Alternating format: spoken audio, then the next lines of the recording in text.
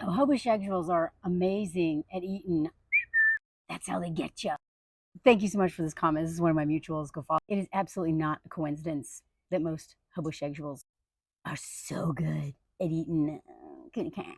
How do you think they worm their way into our homes that they then take over and destroy?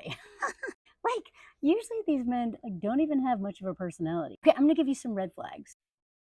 Okay, now, this because a man has these things does not mean that he's a hobosexual or an abuser or any of those bad things. I'm just saying that a man who has nothing to lose and also nothing to offer has to have some redeeming qualities, or we would never date them, besides the fact that they just lie about who they are and, lie about a lot of things. One of the things that they have oftentimes perfected is eaten really well. And unfortunately, a lot of men who are good catches or whatever, not good, there's no good or bad, but who have so many more redeeming qualities are not as good at it. Now, why is that? A lot of times because they don't need to be, because women tend to put our O last and can overlook that because all of the other things are very important to us. And because patriarchy has conditioned us to not care about our O, which is one reason why I wrote this article. It's my most recent one for the Daily Beast, where I talk about how I went from not having my first O until 36 to demanding it be centered.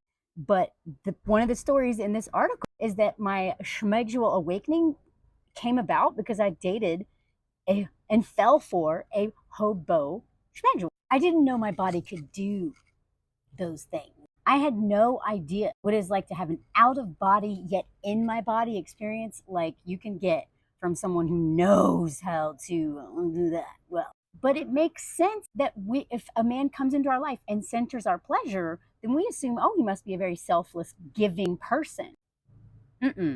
They literally develop this quality because it's the only thing they have to offer. And they know that women can easily get clitmatized. I don't say dematized anymore because it's almost never because of the D. It's because of what a man can do with the C. Not that the D isn't important, but without the C, what are you doing? Anyway, because patriarchy has made it so that men just don't have to care, right?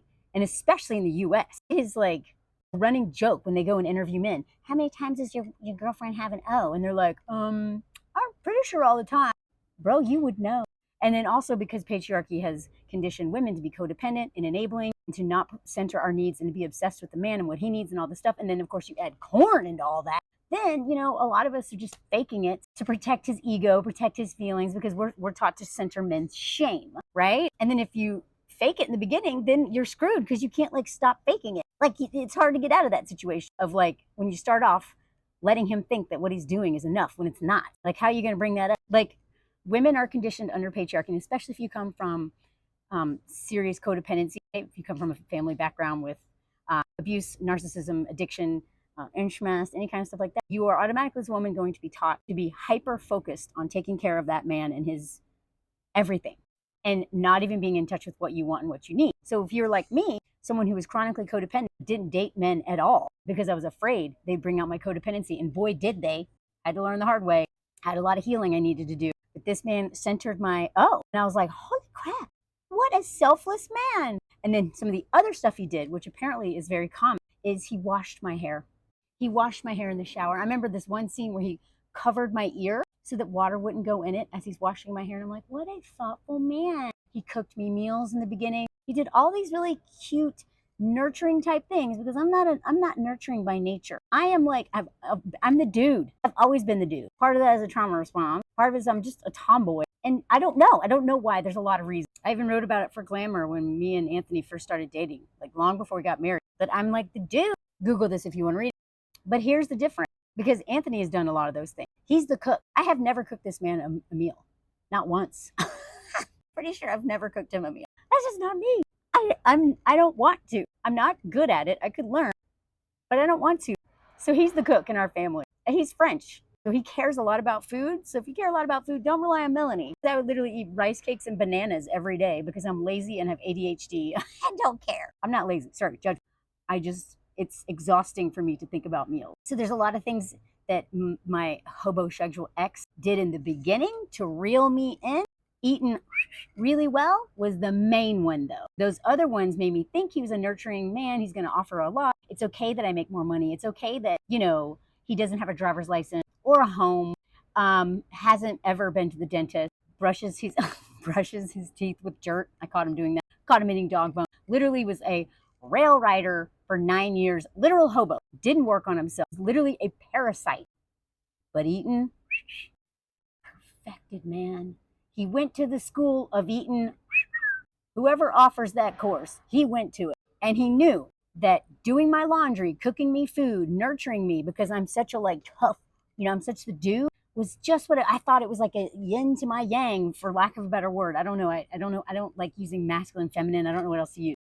I thought a perfect match, even though it made no sense, honestly. All of it was a ruse, though, because a couple months in, he stopped eating he even stopped, he literally withdrew schmegs from me, withheld it, and called me a schmegs addict. He stopped doing anything, never paid rent, but didn't cook for me anymore, didn't do my laundry, didn't do anything to benefit my life. I paid for everything. I paid for literally everything. I helped him try to get a driver's license. I became his mother. I carried a diaper bag for little things to calm the baby, pacifier, whether it's a Kindle or extra pack of cigarettes in case he runs out, because he can have a cigarette, then he can get mad. Everything was to calm the baby. So I don't know if this is helpful to anybody, but this is why time and consistency are the best ways to measure what a man really is. Do not believe these men that they present to themselves as. And we can do it too. We pretend that we're something and we're really not. Pretend like we're cool and all that stuff, but we're really not cool with this stuff. So consistency over a longer period of time. There's no list of things that will protect you. At the end of the day, they can do the switch up at any point. Some of these men are so good at faking who they are for a long period of time. Or, they can just change. But in general, do not ignore these red flags. Look for consistency. Look for changed behavior when problems come up. And do not get climatized. It'll ruin your life, y'all. It'll ruin your life.